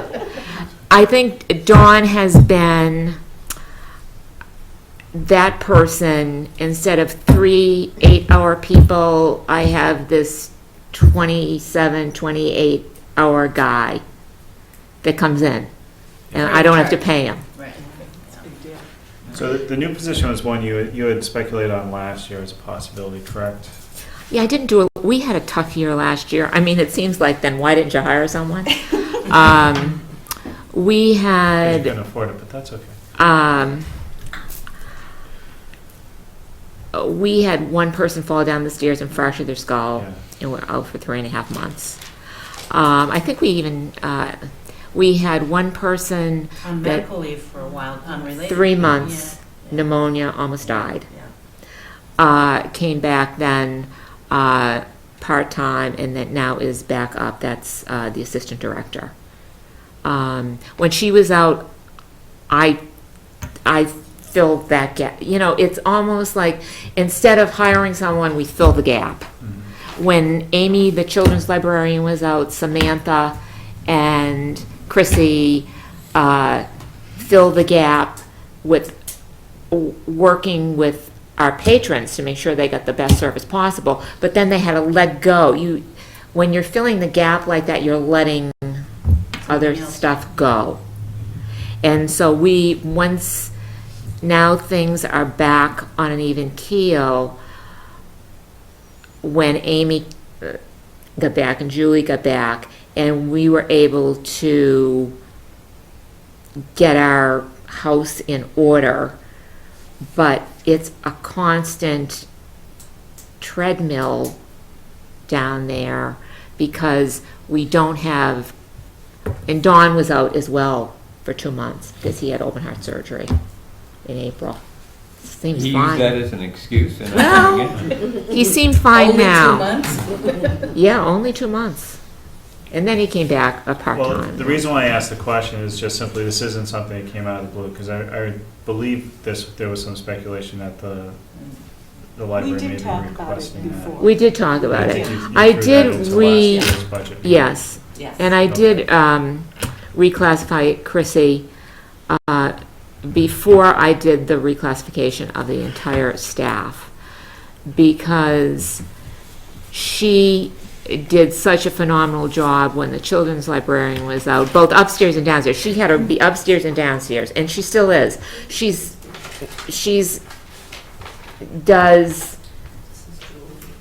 the Brenda of old. Pauline, you know what I'm talking about. They do they do everything. They're at that desk when they need it there, they're downstairs when they're needed there, they're in the storeroom when you need them in there, they're in the magazine room when you need them to get the magazines in order. So that's the library assistant, the 36 hours. That's Chrissy. And she was working a lot less hours than that. And I was going to hire a part-time person last year, but it worked out that Chrissy, with the way everything happened last year with all the illnesses and accidents and it's worked out, but I know Dawn is in this coming year is going. I mean, we have to I think the trustees understand. No, it's understandable. Yeah, okay. It's okay. You don't All have right, to go on anymore. okay. I wanted to, like I said earlier, this isn't just a quick, all right, we want an assistant children's librarian. This is something that was discussed last year as a potential. Mhm. This year, you're pulling the trigger on it. And part of it is because you are losing a volunteer, a significant volunteer. Significant, yes. Any other questions on salaries? I just have one question on the staffing. The woman you mentioned with the master's degree, she's been working in the children's library, and you're moving her upstairs. To Yes. which of the positions you have listed is she going? Just She's going to be the senior library assistant? assistant, Okay. yes. I wasn't sure. That position doesn't exist now, or, so that's the one for the woman who, with the master's degree, and then the new assistant children's librarian, Yes, is going to work downstairs, and that is the position that this other woman is filling now. yes, So it's a new hire, not a new position. right. So I want to make that distinction so that when we explain it I to, see. Well, the senior library assistant then is the new is the new position. position. Right, just to Okay. make it clear. That's a good point, Polly. And the senior library assistant is the new position. Now, I don't know if you want to look at the page that is under the page that I have the survey on. There's, here, I believe, right? Is this the one you're talking yes, there's another page under there that's called It's the second page. a We only 2.5 have step one. I only increase have over. one page on the Okay, so you can attachment. have mine. There is? Okay. Yeah, let's- I printed out the attachment this afternoon. Only have Oh, one, so- okay, all right, It's all right. sorry. You got it? I think I've got that part. Now, with the reclassification, we never, at the library, were on a system where we had any kind of a step increase at each fiscal year. I have established a plan for a 2.5 step increase for our staff. You Is can that on see top of COLAs?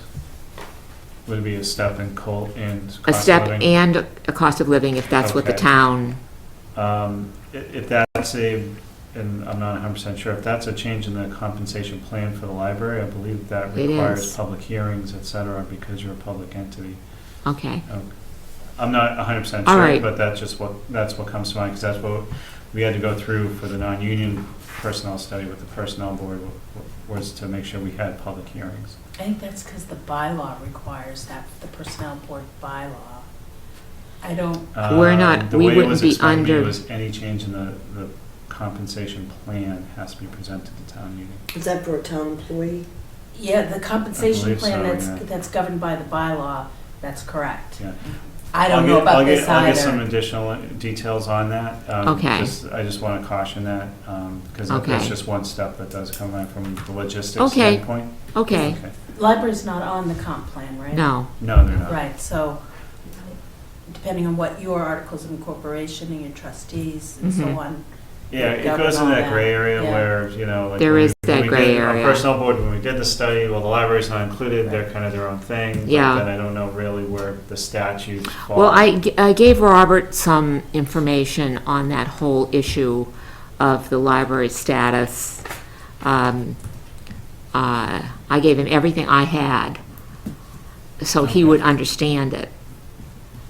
It's been going on years, but so that every But it's a new. good point that we want to focus in on that. Right. make We sure would. that- It's a good that point, that and we're taking it- the correct It, approach. you know, it may apply, and then again, as Pauline It doesn't? I don't believe it's suggested. suggested, I don't think Just it does something that apply. comes, because when we were going through steps with the personnel board, there were certain things that we Yeah, I almost understand. overlooked because I we understand. weren't sure if it was a step or not, Yeah. so. Well, just to protect the library personnel, I mean, we'll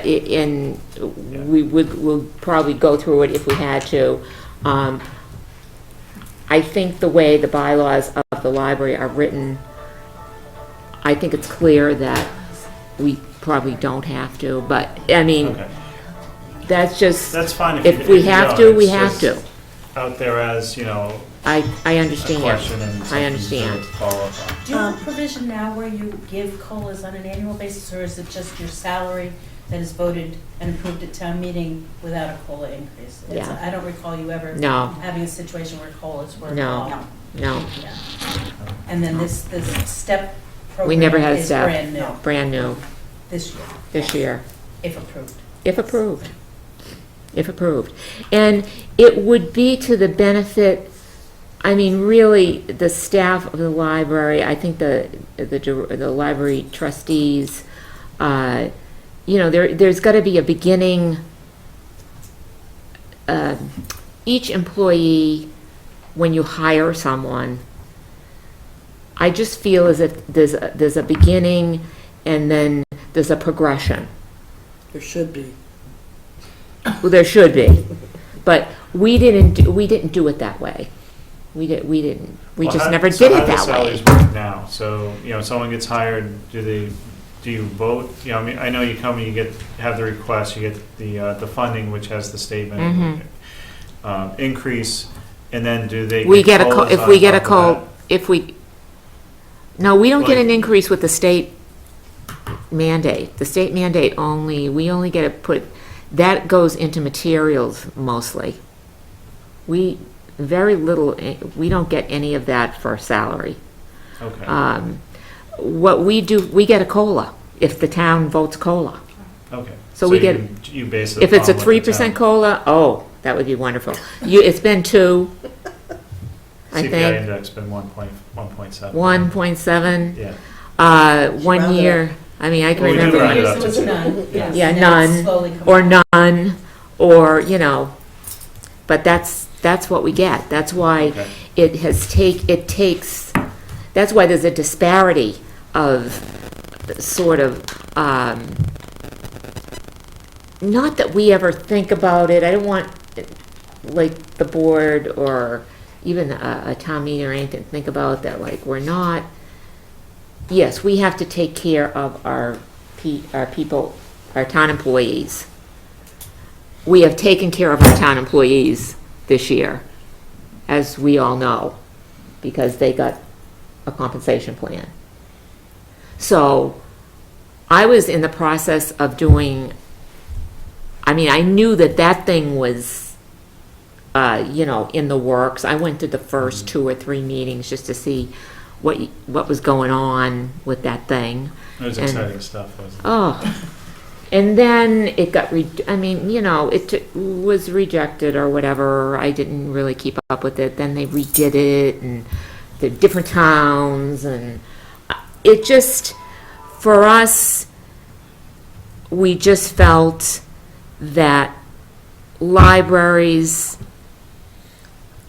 are an entity that we wanted the libraries to match other similar libraries. And don't look at Townsend, because I don't know what's going on in Townsend. But I put it in there anyway. They have You know. other issues in towns and I Yes. guess. Yeah. They have a lot of issues in towns. Are these libraries all governed by a board of trustees also? Yes. So you're essentially an independent operation that is funded from your municipal budget by Mhm. virtue of the statute, but you don't answer to the town, and I think that's true. Concord Public Library is where I grew up and learned Right. a lot of what little I know. Right. Very little. But a board of trustees that runs an operation, whatever it be, whether it Mhm. be the library, or we also have the trust fund trustees, and they're independent organizations. Well, we have that- 9 trustees, 6 of them are Right. permanent and 3 of them have to be elected. Right. And that's according to the bylaws of our library. Organization, right, Our and organization. the independent nature of the library.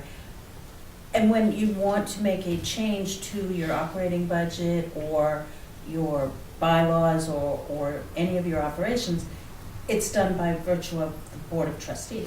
It is, but it's only, the budget is only, it has to be approved by the town meeting. The funding mechanism. funding. The budget has to be approved by the trustees. Yes. And then it is brought to town meeting for funding. Right, it has to be approved by the because town it's meeting. They can municipal, reject right, it. Right, Yeah. right. They can reject it. They can say Absolutely. And then no. you have to go back to the drawing board, just like any Yeah, other. just like any other funding department, Group and department. any right. group.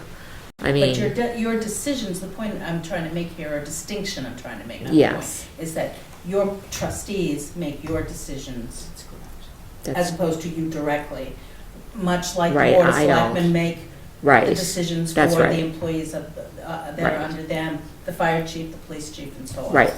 What I do is under the direction Of the of the trustees. Right. Okay. Council on Aging has a board of directors that answers to the state, not to the town, same thing. Right. But they get their funding Right. mechanism predominantly from the town. It is So- not Mary Ann's library, Right. you know. Big neon sign. So that's, you know, that's In a nutshell. that's really it in a nutshell. And there is a third page, and Scott probably doesn't have that either, or anyone else. Oh, Yes, Scott. Scott has another. Oh, okay, Scott. No, you can go, we can circle back on questions afterwards, that's fine. Please go ahead. I just put the progression of, for example, a director who started out with 67,000, which is the amount that the Board of Library Commissioners suggests that a person coming right out of school and gets a job as a director makes $67,000. The first year, let's say that person makes $67,000. In 10 years, it would be, if they went by the parameters of the 2.5% increase, in 10 years, they'd be making $82,000. Makes Uh, sense. I put the assistant director down as beginning salary $46,000. At the end of 10 years, they'd be making $57,000, which is, you know, Makes sense to me.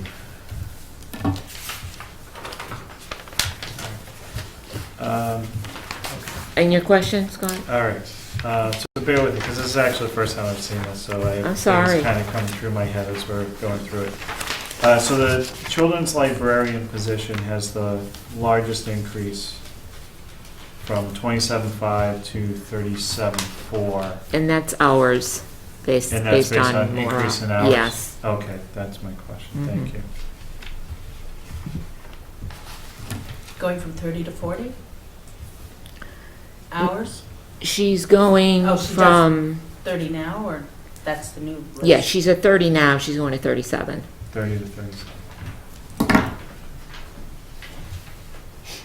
Her kids are kind of grown up now, and she won't, you know, I'm going to give her more hours, and, On the utility line, decrease of $7,000, mhm. is that an accurate number? Just asking. It's a good guesstimate. It's a good guesstimate. Are you seeing, I I know. saw a lower, you know, the lower costs of gas and is what Okay. we use in electricity. I'm Are you part of the- projecting. Do you get credits for the net metering through the town, or is that No. No, okay, just a question. Not that I know of. I'd have to ask Martha. I mean, Okay. I don't, not that I know of. And then the books are increased to hit the 19%. That's the key. Yep. Every time our budget increases, that has to hit increases. So 19%. that's always been a. Yeah.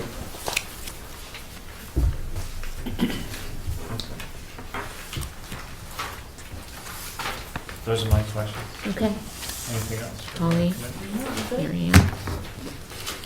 Okay, we'll see what happens. Any questions for anyone? If some, I mean, I don't know, should I check on that issue that you brought up? I would follow up with it just in case. I'm not sure how, like Pauline said, we're not really sure how the statute is written and how it's required. That's why we can't have nice things. Where did that come from? I thought it was a bug. Just popped off of there. It came off earlier. Because I'm not sure if it's like any public employee or any public compensation plan is going to change if it has to.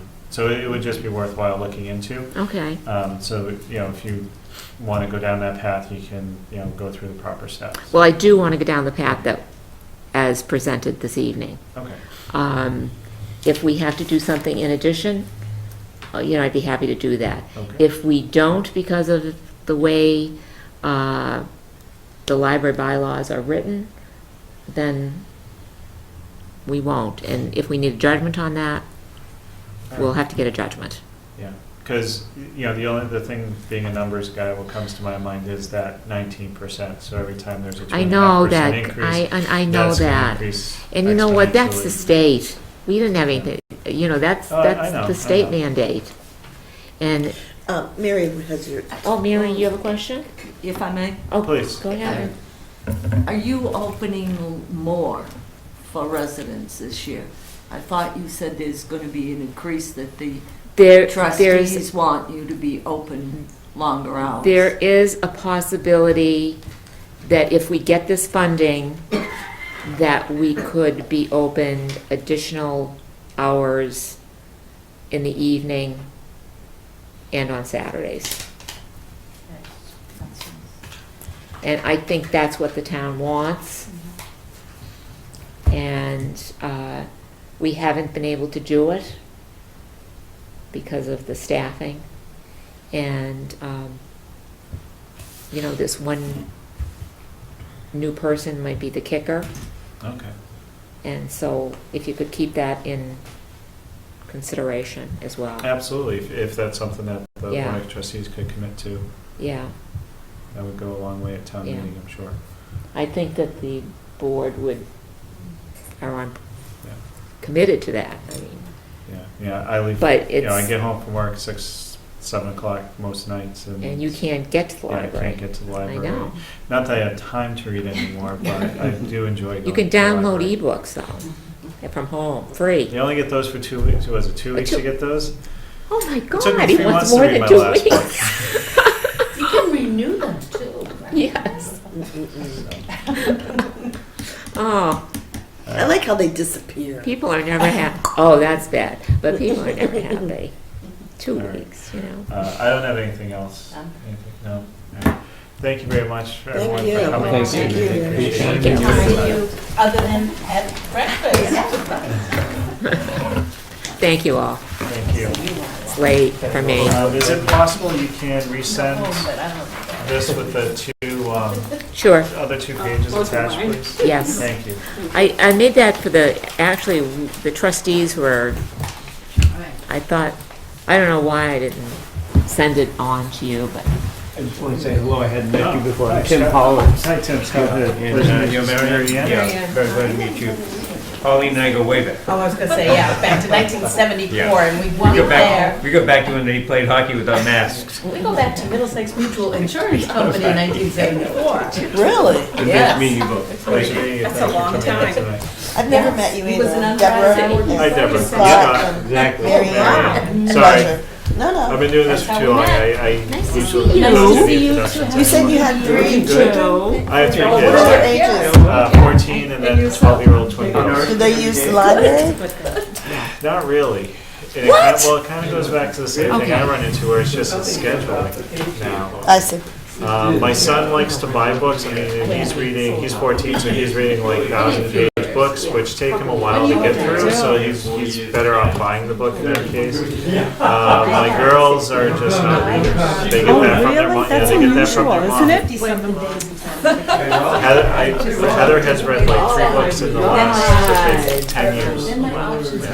I'm just gonna tell you that, you can get any book, including the newer ones, online through CMARS, and then you can renew them. Yeah, we have used that Online. especially for the summer reading list that So they I'm get. thinking, I'm not trying to push yes, I am. I love the library. It's a great resource. I do too, and honestly, 40-hour I wish my kids wanted to go more, because it would make me go more and probably get me into reading a little bit more. I agree. Oh, I It's wish I great. had time to read. okay, then, okay, get my jammies. I read all day Go to the long. library. It's not You know? I've been trying to read Three Musketeers for 5 months now, And you don't have to go home, but you can't stay here. and I'm only happy. Thank you very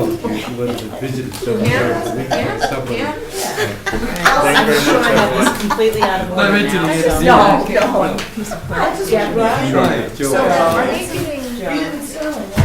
A step or 2.5, compounded with what the town is agreeing to approve a goal. So If it the could town be gets a 5% Yes, It very probably will be. If the town gives a lot. if the town gives the call, depending on what This is the the first time that's happened. For years, there were employees getting not a at at a minimum. a minimum. Yeah. And if you do calculations on the compensation plan that was just approved, they got a hell of a lot more than 5%. Some. I mean, just doing the math, basic math, and then on top of that, they'll be. I mean, how long is that sustainable for? Agreed.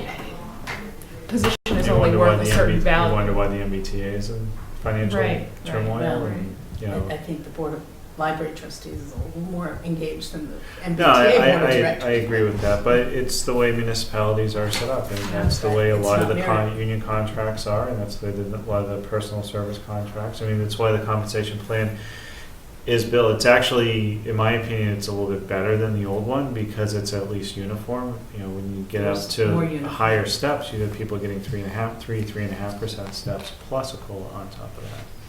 And the steps are automatic in the personnel policy.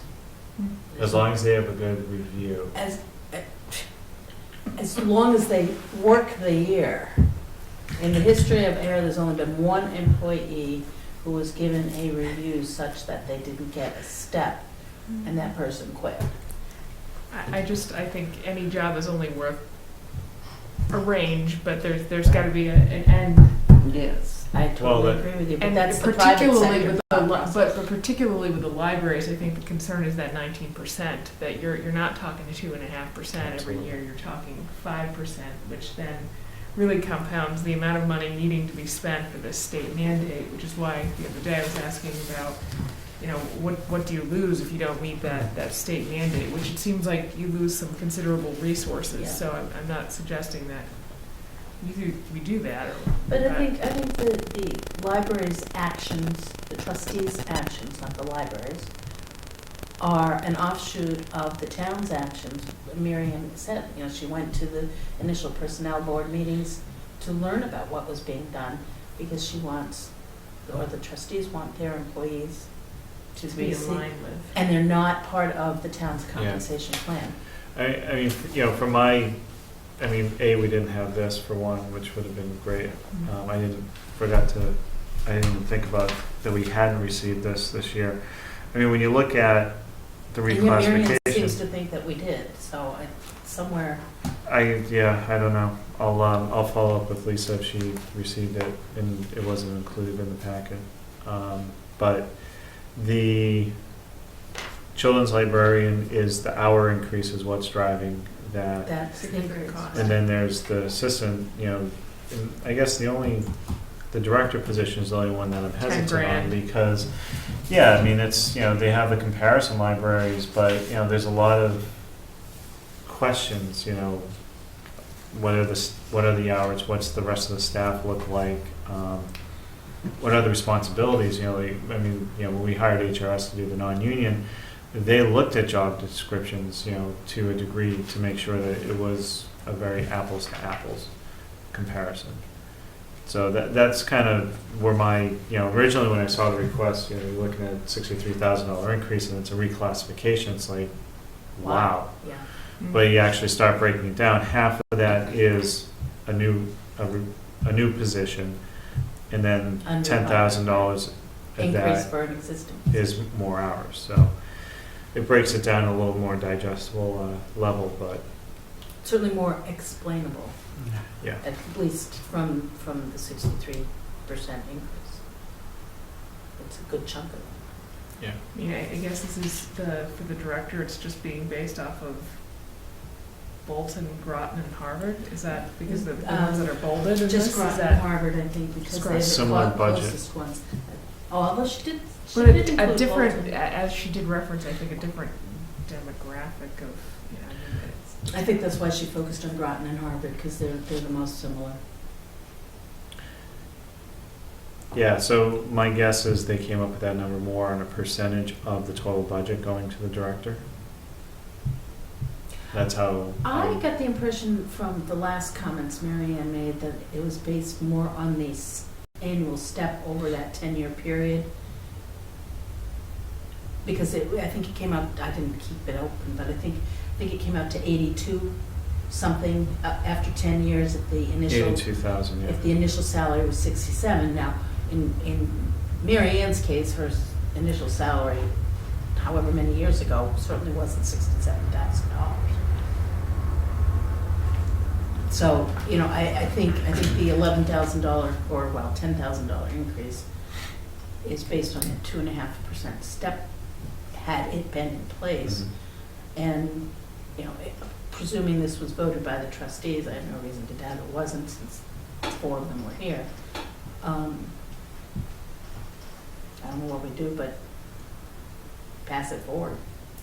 We can tell no to the trustees, but they can, They can make the change on town meeting floor if they want. right. Which is their purview. Okay. It'd just be helpful, I think, to have some, it seems somewhat clouded in terms of how we arrived at that number. It would be helpful to have sort of what was used to. You're very talkative after everyone leaves. Well, I think it was the step thing based on Mary Ann's comments at the end, and she purposely used that sheet of paper to justify it, I think. Yeah, I think it's a combination of that, and actually it does fall in line very similar to the bolded Mhm. towns yeah. with their libraries and approximately what the percentage the director makes out of the total budget. And it is a salaried position, so if she works 10 hours, she gets it. If she works 50 hours, Yeah. she gets it. Much like a couple of our elected officials who, are voted a salary. And Yeah, Their but I don't performance is see it. evaluated by the board, I'm assuming. The Yeah. library board. She has some sort of I would- evaluation. I would- I don't know, but think I they would presume- hold her accountable if she was doing 10 hours. 10 hours a a week. week. No, I just, we had a town clerk. Just as comparison. Sorry. Anything else on those two No. departments? No? Okay. So I just added on review the budget model, just real quick. If there are any questions or follow-up, I did get, Did you email that to us? Because I didn't get a chance to. I didn't Okay. email, I did a really quick look at, I fixed a couple of the formulas today on my lunch break. Here it is. We did get some additional information. I think I brought it with me. Medicare expense.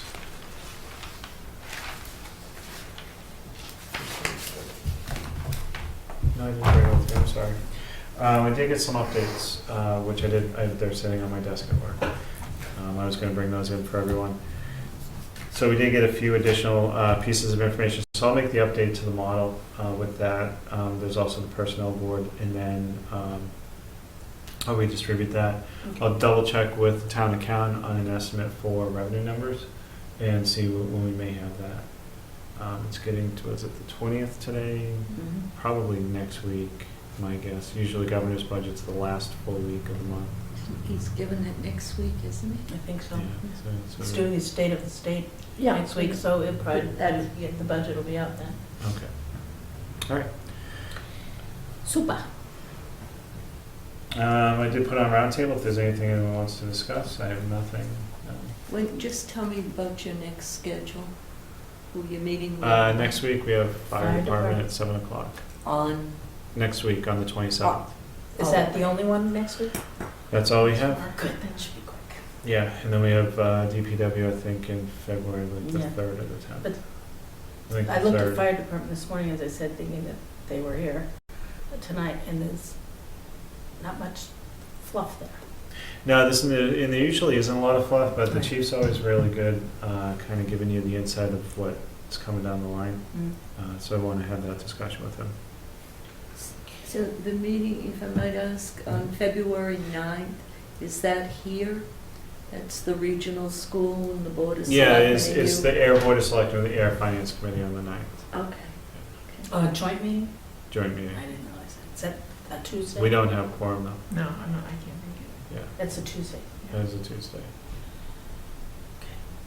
I didn't write that down. It's probably in the minutes from last week, and I didn't look at those this Yeah, we morning. just- They announced it the other night, that's why. Well, I know we talked about it last week, but I didn't do the minutes for this last week's meeting. I figured we'd do that next week, which is our regularly scheduled meeting, right? Yeah, so I think next week, bear with me for 1 second.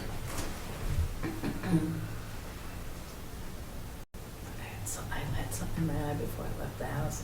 I thought I got it out, but still was not. Well, if not, I've just irritated the daylights out of it. So we have the fire department and the treasurer wants to come in for a quick discussion on just the unemployment compensation budget. Don't anticipate that being very long.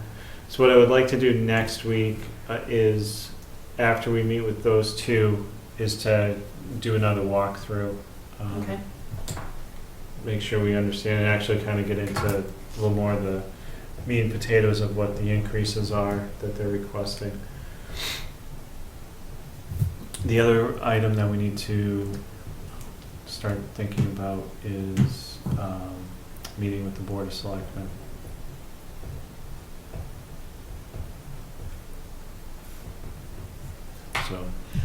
So And we're doing school, sorry. Yeah, schools are on the 9th. the 10th, I have a conflict as well. It's okay, I don't have anything planned. As of right now, but. Yeah, so we don't have quorum on the 10th. I can't make the 17th, so we don't have quorum on the 7th, or not, the 24th, sorry. Good, possible to meet on the 17th? No? Okay. We'll go to we can look for non-Wednesdays then. That's fine. Tuesdays I cannot do in February. I could do the 18th. I mean, let me do this. Let me email you my upcoming schedule for the next 3 months, because That's a Thursday night. I'm gonna be busy on several days. Yeah, I mean, Thursdays Trying to work. say this Thursdays right. work for me except for the 25th. All right. I'll send you my work schedule, All right. and then we can work around that to the extent we can on alternate days if it works for you Okay. and Mary. Yeah, I think we're gonna have to, because we need to keep the process Thursdays. moving forward. You can do Thursday? I mean, I don't like to. Mondays but I are a can. good night. Mondays are even better for me, I can do Mondays. because I refuse to travel on a Sunday, so Mondays are perfect. A rest day. So no What date gym is work. that with the DPW? DPW Third. is Wednesday, February 3rd. Yeah, Mondays will be perfect. Okay. All right. So Mondays work. That's good to know.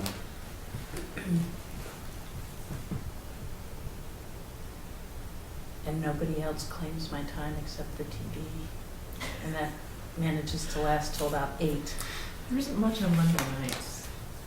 Well, my Fitbit tells me I go to sleep before 8 o'clock, although I wouldn't have known that. All right, do we have anything else? Are we ready to wrap up? We should have some maybe numbers for you on capital, Okay, great. you know, because we finished so late. Lisa's got to crunch some of them. I'll take a motion to adjourn. To make a motion to adjourn at 8:54 PM. Well, let's go with 8:55, just because that clock says so. It does? Yes. Do I have a second? Second, sorry. It's okay. All those in favor say aye. Aye. Aye.